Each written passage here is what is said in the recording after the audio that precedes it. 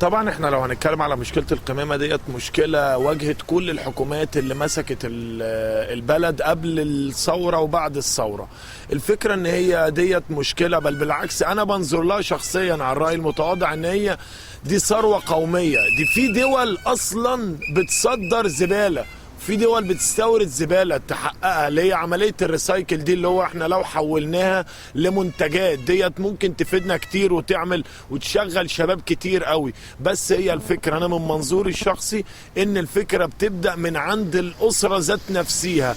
احكام الكيس يتقفل كويس جدا ويتقفل وينزل في الميعاد اللي جايه فيه العربيه تاخده، ومحاوله القضاء على النباشين دول، لان النباش دوت بيقطع الكيس وبيسيب الحاجه، هو بياخد اللي هو عايزه وبيسيب الكيس مفتوح، يلم حشرات ويلم ذباب بس كده. هي دي المشكله، وطبعا هيتتبع بقى مشكله امراض والى اخره. كنتم وكنا عشتم وعشنا مع المصري. شكرا.